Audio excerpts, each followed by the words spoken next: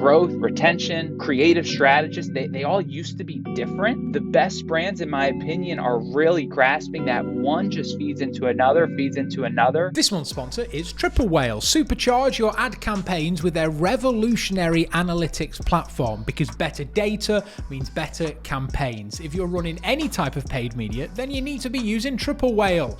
Find out more at trytriplewhale.com.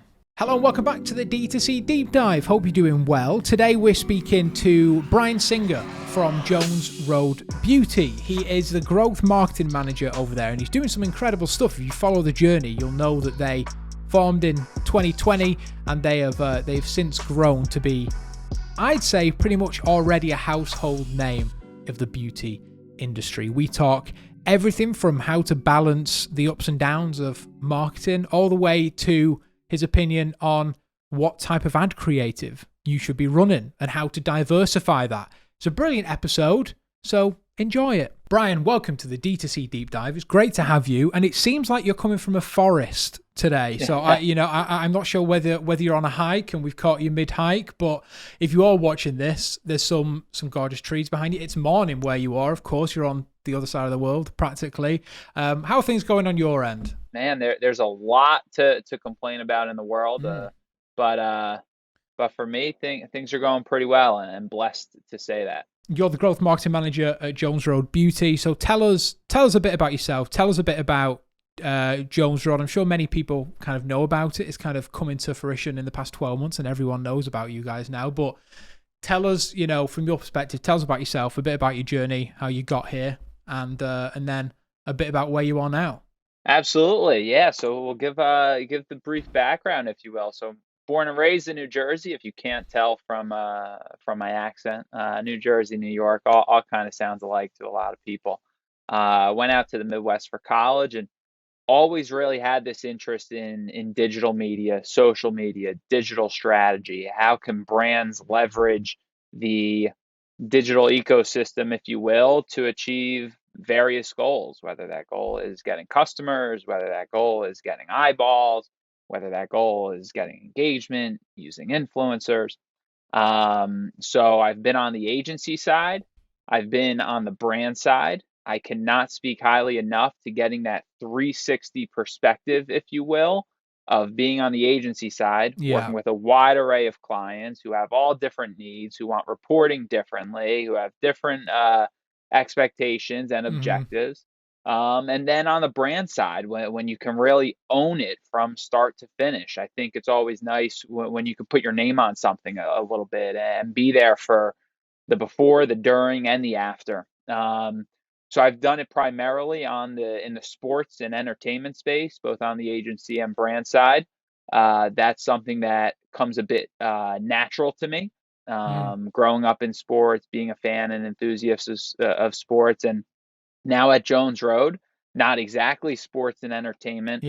So it's been a shift. It's been a transition. But Jones Road is, I'm gonna use the word amazing to describe Jones Road Beauty, and I use that twofold to, number one, describe the product, the under the hood, if you will, the business. Number two, and probably of equal, perhaps more importance, is describing the people, the company, the culture, which I know is a buzzword thrown out there, but we have amazing people at this company who just keep the engine running, and I'm really happy to be a part of the team. Yeah, amazing. I mean, you said something there which I want to speak about. You came from sports and now you're in beauty. I'm going to be, I couldn't think of two polar opposite niches that you're in there. So tell us, I mean, first of all, why did you make the switch from sports to beauty? You're absolutely right. If you could think of opposites, sports and beauty could be on that list. I'll say the transition isn't, it's not a reset in learnings. No pun intended from reset the learning phase. But if you want to use that analogy from Facebook ads to this life change, the learning phase doesn't reset. The fundamentals, consumer psychology, why people buy, why people are engaged, what makes good creatives, that stays the same. It's just shifting gears to put yourself in from consumers of sports to consumers of beauty. So while the fundamentals haven't changed, it's been an experience on my end to learn a different industry. And that's Mm, why, alluding to my point before of having great people at the company, who are there to teach, who are there to educate, who are there to give product demos, relying on coworkers. I think one of the biggest strengths of anyone is knowing areas of weaknesses, doing what you can to overcome that, but also relying on others at perhaps point of weakness. And coming in, perhaps a point of weakness on my end was knowing the beauty space. So mm, utilizing people at the company to help overcome that. So a long-winded answer to say the transition has been a learning experience for me. It's been a very positive one. A lot of reason due to the people at Jones Road Beauty, but the switch really came for wanting to be at a company where I can learn and grow, and perhaps where I can teach others along the way. I think it's always a rare and an invaluable mm. opportunity when you can do both, when you can learn from some of the best and you can teach people who, I was in their shoes maybe 3, 4, 6, 7 years ago trying to learn. And at Jones Road Beauty, we can do that while having fun, while instilling confidence in people, and that's really all you could ask for. What was it that specifically Jones Road Beauty over, other makeup brands? I was connected to Cody Plofker, who Mm, I'm sure you're familiar with. He's the CMO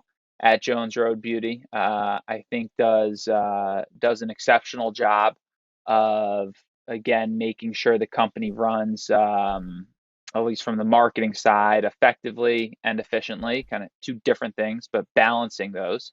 So connected to him really primarily through Twitter, which, as you yeah, know, the DTC marketing community, it's the place to we're be. both in the same Slack community, which is an amazing one, and cannot speak highly enough about the Slack community that we're in. So being connected from those folds, and you know how it is. Once you start talking objectives, whether it be tactical, once you start talking brand and big picture, just found some Mm. commonalities. So Cody, and Jones Road Beauty is about 30 minutes down the street from me. So it was really a good fit from a company side and what I was looking to do in my next venture. Do you think there's transferable skills and stuff between sports and beauty? Because off the top of my head, I can't think of any. However, I'm sure in the growth marketing space there are plenty. When some sports brands that I've been a part of, whether it be on the agency side or brand side, let's take a sports training aid, the one that Mm, makes you kick the soccer ball better, for lack of a better reference, or in your neck of the mm, woods, kick a football better. Um, what you're selling there isn't the ability to score a goal from 35 yards out. What you might be selling is the confidence that someone has when they take the pitch, when a kid yeah. goes on the field, that they have the confidence they can score from 35 yards out. You're not guaranteeing they can, but they'll have the confidence to do so. They'll feel better about themselves. They'll get along better perhaps with their teammates, and they'll just be a more wholesome person. In beauty, there's similarities there. When we talk about products that are being applied, not to change the way you look, but really just your skin but better, is kind of Mm, Jones Road's this no makeup look. We're not necessarily selling that your skin will look this way, or that from a tactical sense, oh, you need to apply this here, and that there's just one answer for everything. But what a lot of it is feeling more confident about yourself. Can people leave leave their house in the morning, and feel better about themselves? mm, Again, kind of how we started this was talking about this world has so many wrong things.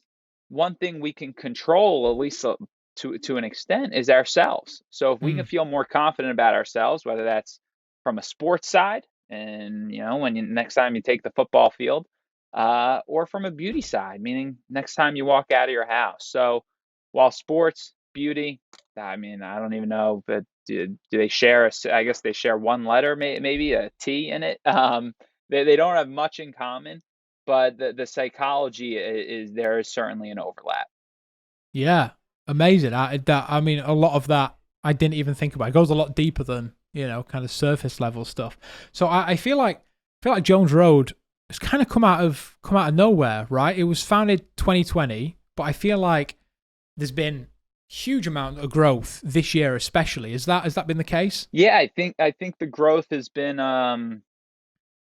it's been a fun team to be a part of. It's been I don't want to say exponential as in it's just gone straight up. Just like Mm, every brand, it's dealing with the pressures of whether you want to say the iOS changes, whether you just want to talk about, what the economy might look like and all that fun, depressing talk, if you will. So it's been circumventing kind of what the current circumstances have given us. But there certainly has been a lot of growth. We've had some great product launches. We've had some great people come aboard. As you mentioned, founded in 2020, Bobby Brown, who is really an expert and a fixture in the beauty space, has done it for so many years, coming off a 25-year non-compete, which mm, when you talk about a non-compete of 25 years, I mean, I've had people who I'll relay that story to. They ask me, does something like that exists? yeah, 25-year? But what it does is it speaks a lot to how valuable she is. In my, this is just my opinion. I don't know what was, obviously all the X's and O's of the non-compete.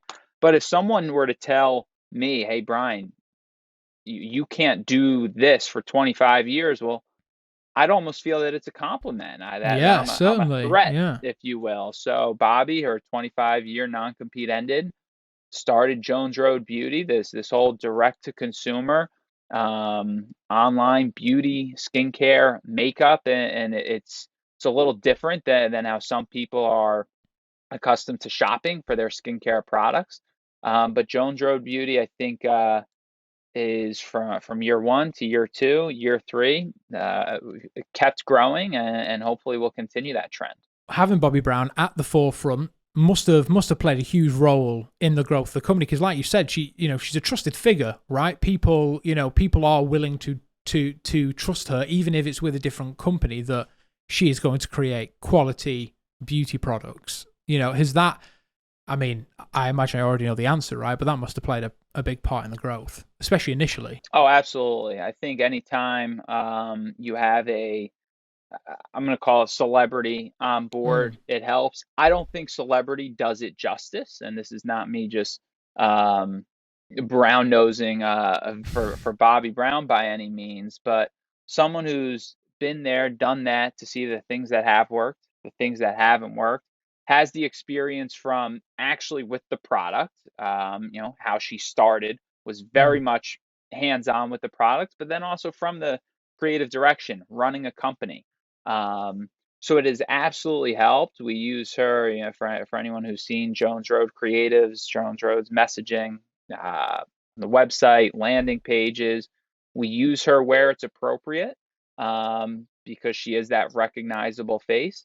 But I also think we do a good job of balancing, utilizing Bobby when it calls for it, but then also mixing in other appropriate styles of, if you want to stay on the creative train, that mm, doesn't incorporate Bobby. mm. And we find to have a good blend between the two. I was looking at your ads and kind of what was running and stuff, and there was a few ads with Bobby in, which were like recycled TikTok stuff, and has that been farming well as well? I noticed there was some like some whitelisting stuff as well from Bobby's personal page about Jones Road Beauty. So there's a more of an overarching personal brand thing around this instead of just like you mentioned a celebrity which has endorsed or started a brand. you know she's much more than that. She is she's one of the biggest figures in makeup and knows her stuff. It's not like your average celebrity joining a company. So when you're compiling your creative and stuff, has it been fairly important to include her face and that recognizable figure. Yeah, absolutely. I think you can't understate it enough. You kind of hit the nail on the head. This isn't just a celebrity endorsing the brand. I Mm, mean, it is her brand. It's her hands on the brand. And what I mean by that is the way the company's run, the culture, which is definitely, starts with Bobby. But then Mhm. also the products are, it's her mastermind behind it. And I think when you can combine the two, again, what I alluded to before is she has the experience of running a company, but then she has the experience from the product side as well. So that's, I Mm. think, the one of the biggest distinctions with having a quote unquote celebrity on board is someone who's done both, run the company and been hands in the weed, I think is the expression, hands on with the product. So in terms of utilizing in creatives, we have a good blend of high quality studio production stuff with Bobby, does great. We have the TikTok, more raw, organic, authentic, less scripted content with Bobby. I think when you get someone, and Bobby talks about it being, over 60 on TikTok, you don't Mm. always get that. Yeah. So it's being unique. It's kind of testing the boundaries of the platform, but then also mixing in user generated content. From content creators, from fans of Jones Road Beauty who want to go out on their social media platforms, TikTok, Instagram, Facebook, and talk about Jones Road Beauty. I think if we were to go one dimensional, just go Bobby with the ads, I think we'd see a point of diminishing return. I I agree. think Yeah. if we were to not go Bobby at all, we'd see a point of diminishing return. So really finding that balance and kind of diversifying what we're putting out there is of the utmost importance for us. This week's edition of the DTC Deep Dive is brought to you by Motion. Are you still using spreadsheets to track your creative ad reporting? Well, if you are, you should try Motion instead. Motion bridges the gap with your creative team through visual and digestive reports so they can make engaging content that actually converts. With one click, you can share insights with your team and add members to your workspace so they can easily deep dive into reports on their own. Motion makes it super easy to identify key drivers for performance and helps eliminate the guesswork in the creative production process. Join the 500 plus teams like Huel, The Ridge, and Foxwell Digital in using Motion to improve their ad results. Say goodbye to creative fatigue and try Motion for yourself with a 14-day free trial at motionapp.com. I think as a company like yours, you can't ignore the roots that the company came from, right? Because that would be naive and a bit silly in order to do that. But then you can't overdo it, and it is about finding that perfect mix between, is this too much, Bobby? Is this too little? And like you mentioned, she is on TikTok and she does a lot of TikTok stuff. Like has TikTok played a major part in your growth in terms of platforms and what's working best for bringing in those sales? Yeah, so TikTok, and not to dodge the point before, you talked about whitelisting. Whitelisting things, Cody and I talk about and a lot. Not that we're reinventing the wheel here with whitelisting. I think some brands utilize it more. Some brands haven't tapped into it. I don't know if it's a lack of uh, whether they doubt perhaps the benefits. They're not sure how to get started with it. There's certainly Mm. some, from a technical side, you need agreements in place, content usage, all that stuff. We talk about whitelisting to, I'll throw out the word diversify, kind of diversify the voice, where the messaging is coming from, right? Of Mm. course, Jones Road Beauty is going to talk up Jones Road Beauty. But then when Yeah. Bobby gets involved, and Bobby's still obviously very close to Jones Road Beauty, that helps. And then when you Mm. get a few influencers involved, that helps. When you get more UGC and you can whitelist, or on the TikTok front to transition to TikTok, Spark ad, just diversifies where it comes from. Mm. And I think it comes off a lot more organic. People don't necessarily realize it's an ad, at least for the first few seconds. So all of a sudden your ADA metrics are up, which is then helping the algorithm because it's being shown as an engaging ad. So whitelisting is something that we do at Jones Road Beauty. I think every brand should explore it. I think anytime you say every brand should do it, anything is you kind of run the other way. I don't think Mm. there is any absolute to what we do here, but it's absolutely worth a test. And then from a TikTok front, it's been another way to reach traffic that perhaps we're not reaching on Facebook. We Mm. find TikTok as being a great upper funnel play, Yeah. kind Hmm. of reach new users, get that education. Hopefully, they're coming to our site and then entering our our funnel, if you will, whether that be in retargeting, whether that be through emails if they completed our shade matching quiz on our site, or signed up on our pop-up where we're now asking a question to describe your skin type, and you can submit your email. So TikTok very much more an upper funnel play. A lot of creative testing I think is needed on TikTok. So TikTok, Facebook, Instagram, now venturing into YouTube. I think brands, you want to diversify, and I've thrown out that word diversify maybe 8 times already. It's But true though. It's well used. Yeah. to an extent, I think where you get into trouble a little bit is diversifying just to diversify. Yeah. We're not going to start spending on LinkedIn just to say, okay, now we're at 5% of our portfolio on LinkedIn when it doesn't make sense. So it's utilizing, kind of pulling the levers that make sense in this digital ecosystem. You do want to diversify, but not just to say, well, look at me, I'm 20% here, 10% here, 15% here, 30% here, 5% here, 2% here. You want to diversify where your audience is, where you can bring in traction to the site, whether that be an upper funnel play or a lower funnel play. And we've been doing it with Facebook and Instagram, TikTok as our main levers. Yeah, I think going back to your point about whitelisting, I'm not sure whether you've ever searched this, but if you go on Ad Library and you just search BlendJet and don't click on anything, the amount of whitelisting ads that BlendJet have is unreal. They have so many, but they're all from kind of like media outlets and stuff like that, or just like blogs, because similar to what you said, it doesn't really feel like an ad. And I think that's where there's been a bit of a change in influencer marketing, is that I don't think it was ever really the influencer which people cared about. It was the fact that this was, coming from someone else other than the brand, and I think you made that point very well, that that's one of the main reasons for doing it. You also mentioned the quiz, which is to find your find your shade, find your skin tone, the quiz. Yeah, that must have increased conversions and growth in general massive, because my fiance is forever struggling with finding the right shade.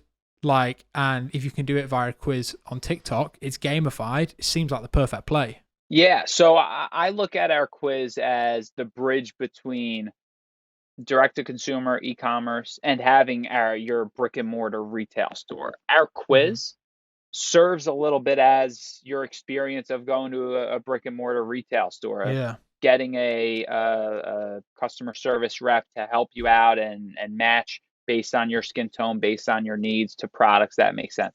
That's all done with our quiz. Of course, we offer the option, which I think is kind of going above and beyond. If someone still isn't sure, they're able to send in a selfie to our CX team, who's absolutely phenomenal, to our team of makeup artists who are there waiting to, based on your picture, ask you any questions and match you to certain products. But that quiz is really that bridge between I'm in market, but I'm not sure, to I'm a Jones Road consumer.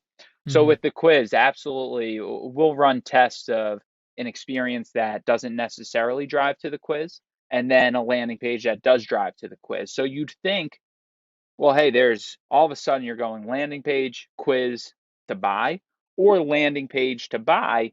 People might think, well, you're putting this quiz in the middle of the experience. That's going to decrease conversion rate because it's another barrier to get through. We see the contrary.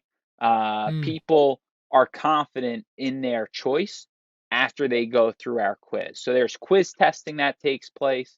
There's flows stemming from that quiz. Those are being tested to see how we can best maximize the effectiveness of the quiz.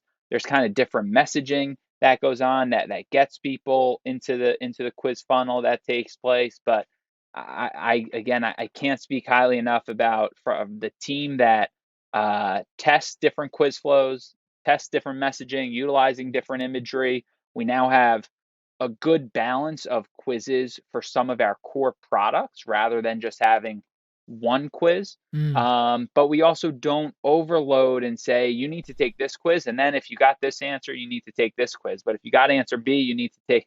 We're not here to complicate the consumer journey. What we're here to do is make the online buying process as seamless as possible while also instilling confidence in their purchase. And we'll look at some LTV stuff of people who've taken the quiz or have gotten shade matched by submitting a photo in versus people who haven't. And I mean, all fingers point to, I think all fingers point for is the right expression, to taking the quiz makes a happier, more confident consumer in Jones Road Beauty.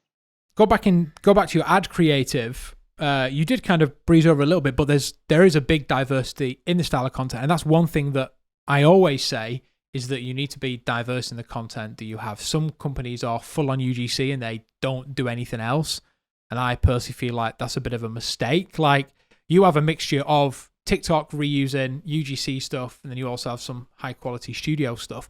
What's the reason for that? Why have you chosen to go down that route when a lot of the beauty industry is going down that UGC route because that's just what's popular with the consumer? Yeah, I think like anything, it's finding what works.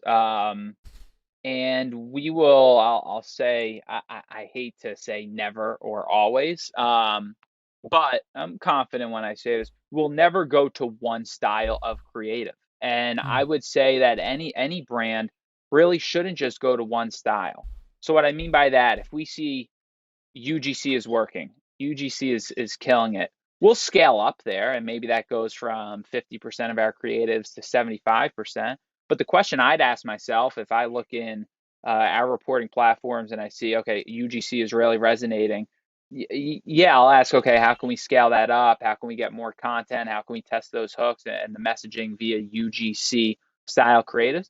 But I'd also ask, well, why isn't the other stuff working? And let's continue to test there. What I don't want to do is just throw out the losers, go 100% to the winners. So it's diversifying the messaging, but also it's changing how that messaging gets mm, delivered. Does it get delivered via a relatable user generated content piece? Does it get delivered via this high quality studio production? Does it get delivered via static messages? I think a consumer journey is more complex than ever before, where they yeah. need to see different styles of messaging. And that's why I emphasize don't go 100% to one style, even if that's what's working. If statics are killing it for you, you're getting, perhaps lower CPMs, you're getting great conversion rate from them, good engagement, that's fine, scale it up. But don't just throw out Mm, UGC. Don't just throw out videos. Don't just throw out before and after gifs if that's something that makes sense for your brand. Scale up with what's working, but test the losers because those losers, the only way losers become winners is by testing them. And somehow your winner was touted a winner because you tested it at one point. mm-hmm, So that's why we diversify the messaging. But of equal mm, importance is we change how that messaging is delivered. Does Bobby standing behind a microphone in this TikTok, raw, organic style do better than Bobby sitting down, scripted, production, studio quality? She might say the same words, but we'll see one yeah. perform better than the other. But the only way you realize that is by putting it out there. Yeah, yeah, yeah. It is. Yeah, I always say that. Just keep on testing because it is. Consumers are weird. We all consume content and enjoy consuming content in completely different ways. One thing I wanted to touch on is you're a growth marketer, and what comes with that is, I'd say, massive ups and downs. One day things are going great.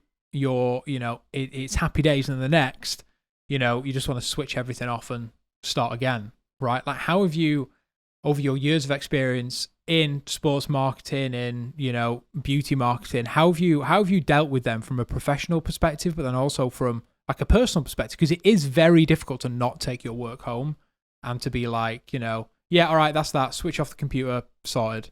I'm glad you bring that up.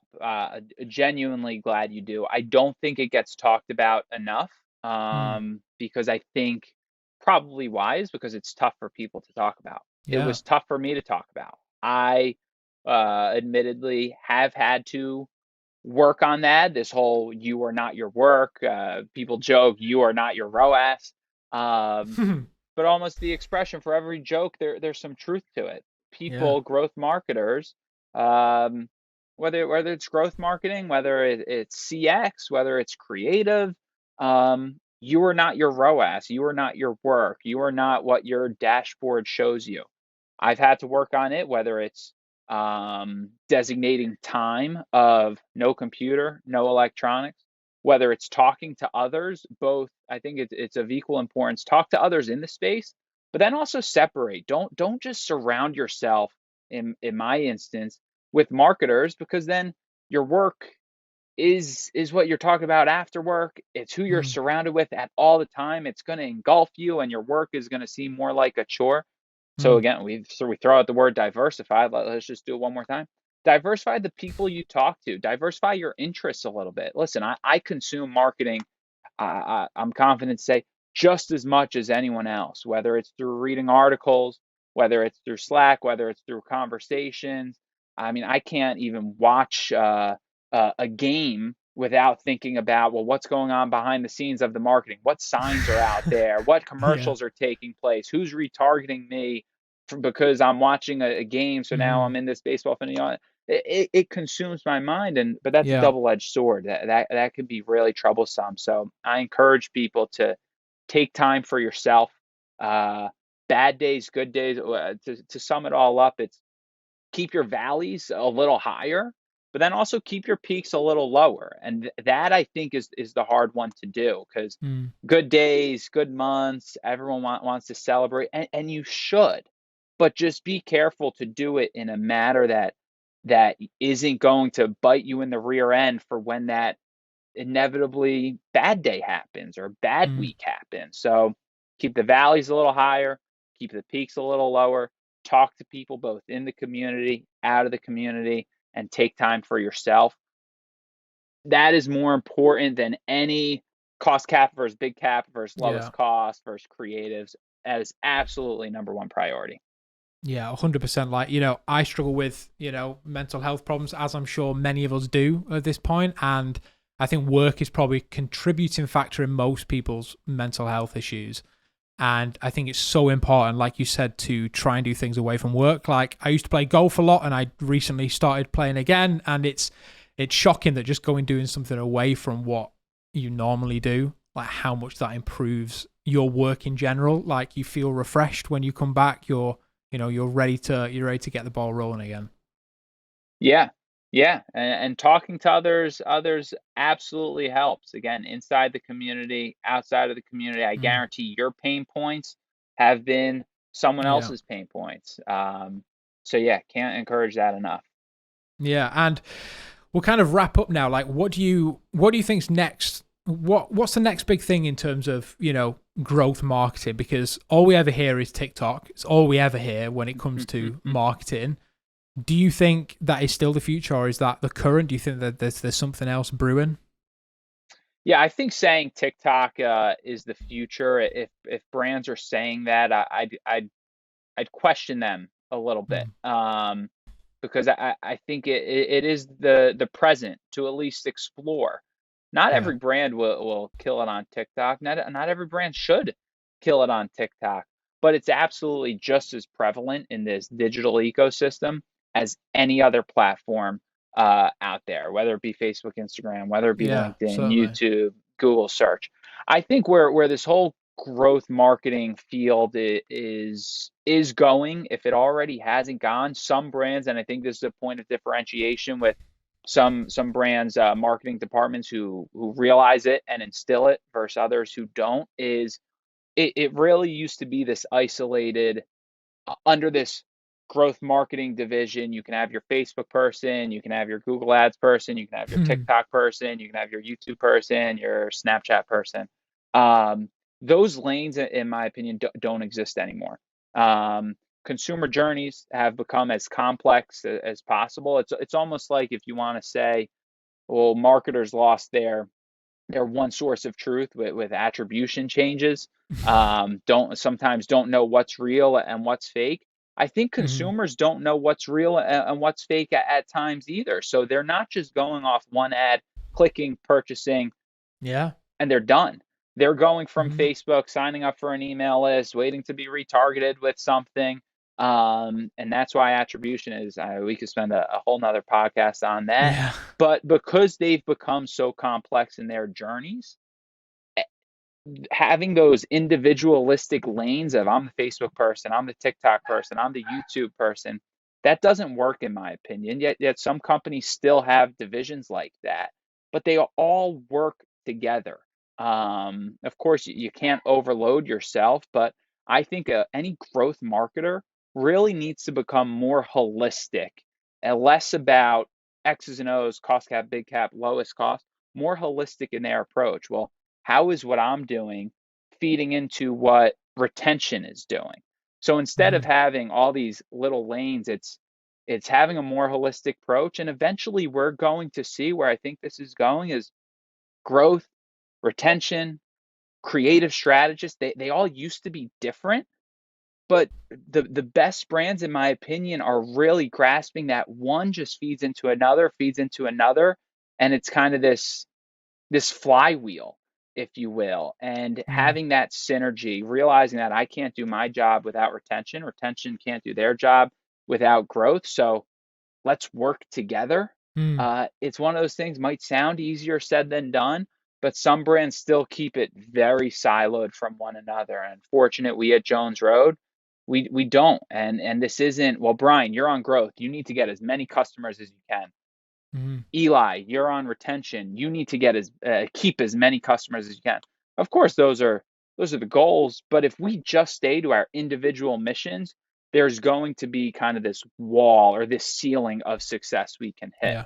Um, so we work very closely together, and that's where a long-winded answer that I think this growth marketing field is going, of having a more holistic approach of how your brand is growing doesn't just mean how many customers are coming in, Yeah. and how many of them are coming in attributed to Facebook or YouTube or TikTok. Yeah. You can, I'll wrap it up with my partner. She's in the medical field. If you bring in someone for Facebook and you say, hey, we want you to just do Facebook, you're asking an orthopedic surgeon to come in and look at the leg when the problem might lie in the heart or in the Mm. arms or in the Yeah. brain. Yeah. That person coming in needs to have a more holistic approach. Not to make this like a Grey's Anatomy scene, if you will. But I think we as marketers need to resemble the same. Yeah, fantastic answer, brilliant. So come to the end now. If people want to follow yourself and your journey, what's the best place to do it? Is it Twitter? Twitter's the best place for everyone, right? And Twitter's just the best. Nothing goes wrong on Twitter. But no, Twitter is, and I'm trying to work on kind of opening up, sharing more of my journey there, sharing any tips. So Twitter the best way. Anyone watching this, listening to this, feel free to reach out, and any comments you have, anything you agree with, disagree with. I'm all ears. I think we're in a space where we always need to learn. You're Yeah. either ahead of the curve or you're behind the curve. In marketing, there really is no place to be on the curve. I try to Mm. stay ahead of the curve by talking with others who I agree with, but also talking with others who I disagree with. Mm. So if that's you, feel free to reach out to me on Twitter, and happy to discuss. Love that. Thank you so much for your time. It's been a real pleasure to have you. I'm excited to see what you do and what Jones Road do. Incredible. Thank you. Thank you so much for your time, mate. Yeah, thank you. And that's it for the DTC Deep Dive this week. Thanks so much for listening. As always, if you enjoy this one, make sure you leave a review. You can follow me on Twitter at Sour Fraser if you want more tips and tricks on how you can better and upgrade your ad creative. But until then, I'll see you in the next one. Bye-bye.